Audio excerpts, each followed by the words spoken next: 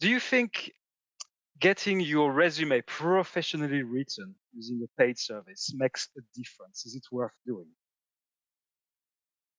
Berta, what do you think? I do. I don't think you have to do that. I mean, I've never done that, but you can really tell a professionally done resume versus one that's just thrown together. Now, I tend to be a person where I really don't care what the resume looks like. It's only a resume. Who cares? It's it's can you communicate and present yourself? Do you present yourself well? Or can you communicate and share your passion? Can you give relevant, when you're having that conversation, can you convince me, even if your resume looks, it's like not hot? And then I will always, as a recruiter, say, forget the way the resume looks. It doesn't matter. It's what the person has done. But if it's just to some HR person where they 11 seconds look at a resume and say, oh, this is a horrible resume, I'm going to discount this person. I think that's unfortunate because a lot of times, it's just people, that's not their skill set and they haven't paid someone to do it. I think the flip side is when your resume, it becomes a bunch of buzzwords and catchwords and loses all personalization and it looks like just a form or AI did it over the web and you can find lots of those.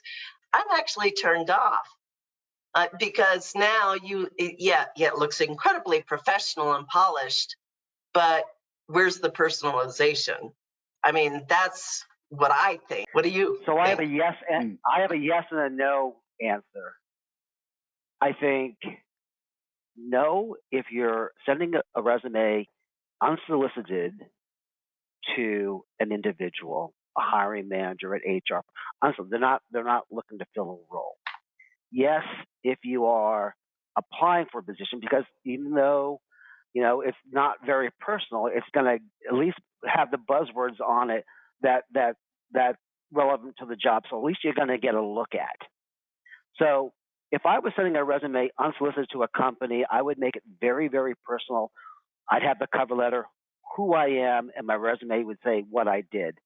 If I had a professional do it and I was applying for a job that everyone else was applying for, I would probably have them help me generate the right thing so I know what they're looking for.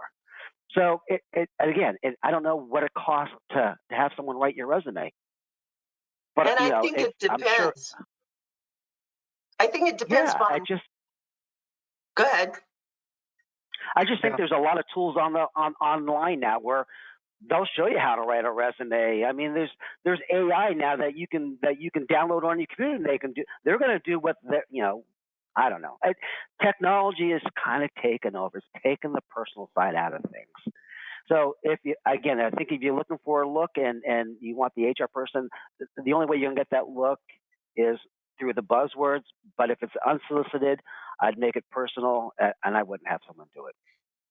And I think it does depend on whether, like, if your forte and the role you're going for is graphic design or marketing or, programming, computer software engineering, I think if you should know enough about how you're going to present yourself, because this is what you're going to be doing: graphic design, marketing, PR, whatever it is. Then if you're going to a professional to write, then what do you really know? How can you demonstrate it? How can you show it?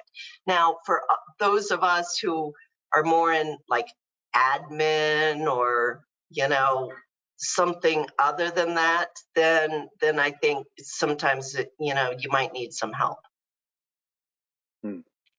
Well, I do know one of my colleagues was looking for a new job, and with her own written resume, she didn't go anywhere.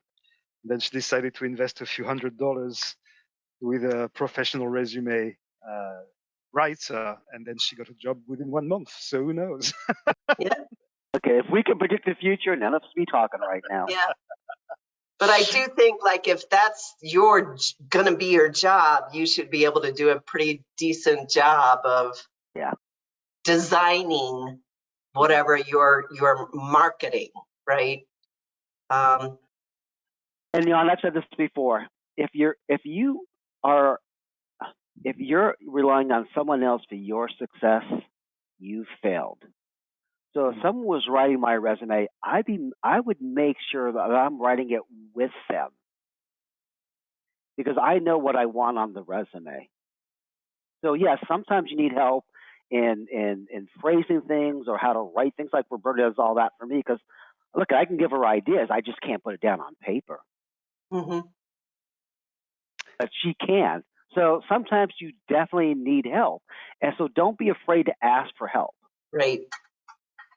I think the other one thing that's correlating with this, keep your LinkedIn profile up to date.